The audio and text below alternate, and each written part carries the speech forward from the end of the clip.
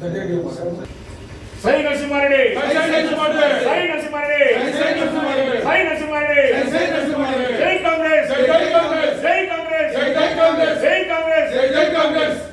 ఈరోజు ఫిబ్రవరి 22వ తేదీ. ఇది ఒక వీరునికి సంబంధించిన రోజు, ఒక హీరోకు సంబంధించిన రోజు. ఎవరా వీరుడు, ఎవరా హీరో? రేనాటి వీరుడు, రాయలసీమ టైగర్, వీరాది వీరుడు, ధీరాది ధీరుడైన స్వర్గీయ ఉయ్యాలవాడ నరసింహారెడ్డి గారికి సంబంధించిన రోజు.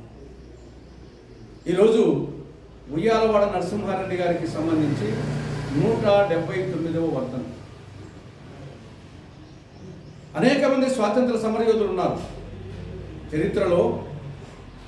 భగత్ సింగ్ మొదలుకొని, అల్లూరి సీతారామరాజు మొదలుకొని, లాలా లజపతి రాయ్, బాల గంగాధర్ తిలక్, బిపిన్ చంద్రపాల్, మహాత్మా గాంధీ, జవహర్లాల్ నెహ్రూ, సర్దార్ వల్లభాయ్ పటేల్, నేతాజీ సుభాష్ చంద్రబోస్, ఈ విధంగా అనేక మంది స్వాతంత్ర సమరయోధులు ఉన్నారు. కానీ వాళ్ళలో స్పెషల్ ఉయ్యాలవాడ నరసింహారెడ్డి.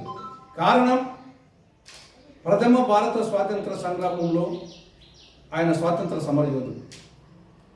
రవి అస్తమించిన బ్రిటిష్ సామ్రాజ్యాధినేతల మీద తిరుగుబాటు చేసి ఈ దేశంలోనే మొట్టమొదటిగా వీరమరణం చెందినటువంటి తొలి భారత స్వాతంత్ర సమరయోధుడు.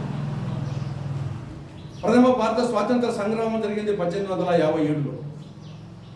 ఝాన్సీ లక్ష్మీబాయి వీరమరణం పొందింది 1858లో. అల్లూరి సీతారామరాజు వీరమరణం పొందింది 1924లో. భగత్ సింగ్ ఉరి తీయబడింది 1931లో. కాంగ్రెస్ పార్టీ ఆవిర్భవించింది 1845లో. మహాత్మా గాంధీ స్వాతంత్ర ఉద్యమంలో ప్రవేశించింది 1915లో. కానీ ప్రథమ భారత స్వాతంత్ర సంగ్రామానికి ముందు 10 సంవత్సరాల ముందే, అంటే 1846 జూన్లోనే రవి అస్తమించిన బ్రిటిష్ సామ్రాజ్యాధినేతలు తిరుగుబాటు చేసి 1846 అక్టోబర్లో వాళ్ళ చేత బంధింపబడి 1847 ఫిబ్రవరి 22వ తారీఖున ఇదే రోజు ఆయన ఉరి తీయబడ్డారు. ఇప్పుడు వీళ్ళందరికంటే ముందు తొలి స్వాతంత్ర సమరయోధుడు, ఆంగ్లేయుల మీద తిరుగుబాటు చేసినటువంటి వాడు. ఆయన అంటే ఆంగ్లేయులకు ఎంత సింహస్వప్నమో ఆయన ఉరి తీయబడ్డ విధానం కానీ అది స్పష్టంగా మనకు చెప్తుంది. 1847 ఫిబ్రవరి 22వ తారీఖున ఉదయం 7 గంటలకు కోయిలకుంట్ల వద్ద జుర్రేటి వాగు ఒడ్డున ఆ చుట్టుపక్కల గ్రామాల్లో దండోర వేసి 2000 మంది ప్రజలను అక్కడికి రప్పించి 2000 మంది ప్రజల సమక్షంలో ఉదయం 7 గంటలకు ఉయ్యాలవాడ నరసింహారెడ్డిని ఉరి తీసింది ఆనాటి ఆంగ్లేయ ప్రభుత్వం, ఆనాటి కలెక్టర్ కాక్రే. అందరితో ఆగలేదు.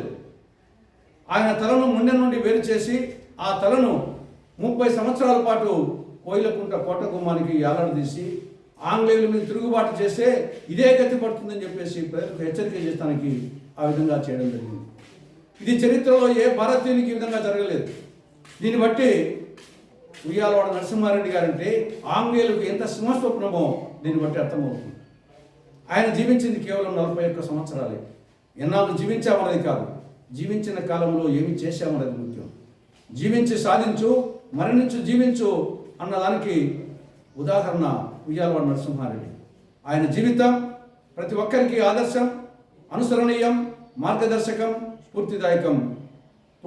కొట్టే కొట్టాలిరా, శిక్ష కొట్టాలి, పుట్టాలిరా నరసింహారెడ్డి గారి పుట్టాలి అనే విధంగా ఆయన జీవితం సాగింది.